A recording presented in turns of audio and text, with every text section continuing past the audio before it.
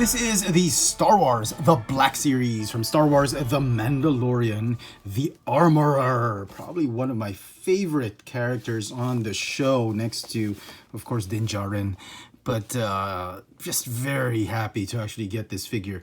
The exclusive version, I could not justify paying $50 for it because of just a great looking box and extra accessories. I figured, you know, I had a lot of Transformers to pick up. I figured I'd just get the regular version. So I picked up this figure from Hobby Corner. Let's get her out of packaging. Here is the Armorer out of packaging. And boy, is it a terrific looking figure. So happy to actually picked up this one. It's great. All the details of this figure are so much like how we saw her on the show. And what really sells this figure for me is this fantastic looking helmet, this head sculpt right here.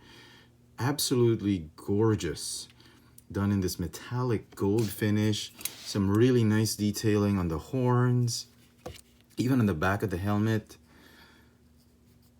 And I like that it's not just a plain gold metallic finish. They've got some wash. There's a little bit of some stain, some smudging here and there. I love that. I love that it's like battle worn. It doesn't feel like it's brand new. The helmet came out of the foundry. It's been through a lot. And if you look closely underneath, there is a head sculpt. Unfortunately, the helmet is not removable. It's super glued in right there. I don't want to risk ruining the figure by trying to remove and pry it out, but it does look like there's a head sculpt right there. Yeah, it kind of does look like there's a head sculpt right there. I kind of see a little bit of the chin and the mouth.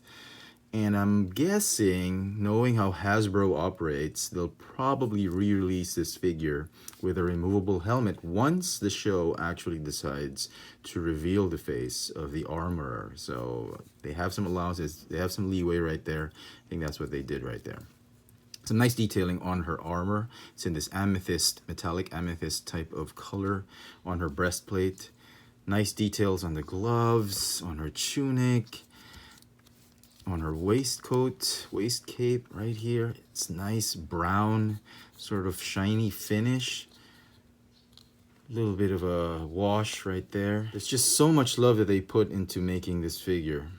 The boots, so you can see right here, wonderfully sculpted. She does come with a fur cape or coat, which you can plug in right here on the back.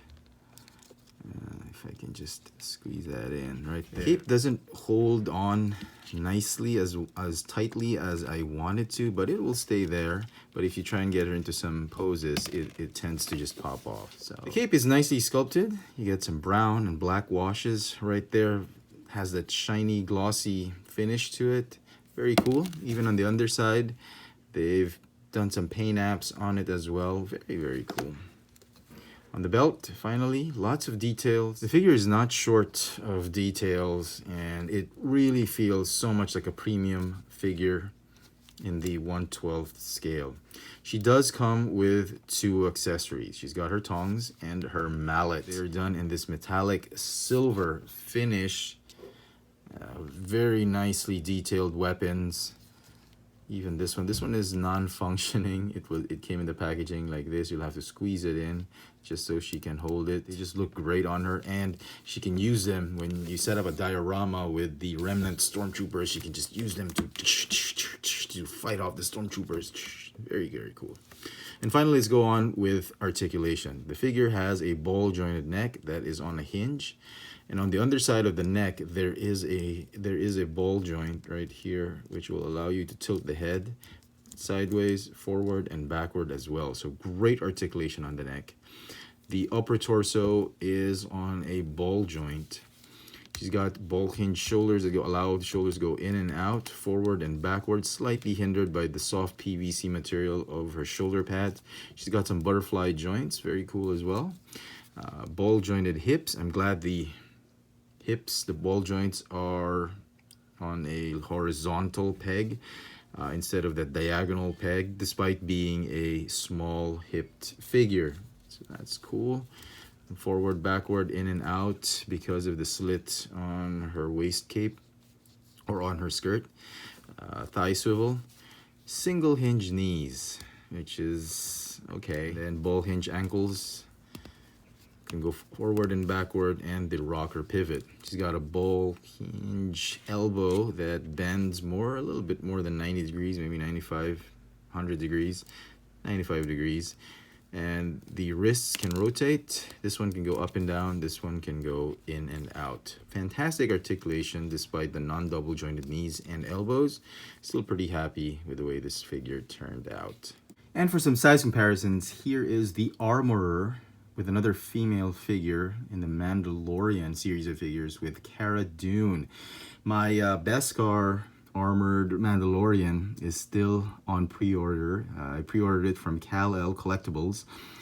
Both versions are set to arrive maybe end of this year or early next year. I still haven't gotten them, but very excited to actually get them so I can stand them and have them on the shelf with the Armorer as well as Cara Dune. So do stay tuned for my upcoming reviews of the Beskar armored Mandalorian figures when I do get them sometime soon. And so some final thoughts on this figure. I'm absolutely, completely happy with this figure. I think it's a superb figure, great rendition of a fantastic character on the show. The figure is going to get a 10 out of 10 for me. Absolutely love it. If you can afford to get the exclusive version, if you have the means to get the exclusive figure, by all means get it. But if you just want an Armorer figure on your shelf, this figure will suffice. It is absolutely well made, well done, Hasbro. It is a great, great Black Series figure. Let me know in the comments what you think of this figure. Is it something you want to hunt down? Is it something you're absolutely getting? Or is it a pass for you? Or wait for a clearance figure? Let me know in the comment section, and as always, hit that notification bell so you never miss out on any of my latest video reviews. If it's your first time here, please subscribe. And if you want to support the channel, help me make more video reviews, please check out my Patreon account. There's a link in the description box below. Any form of contribution will be greatly appreciated and help me further the channel. As always, thanks for watching.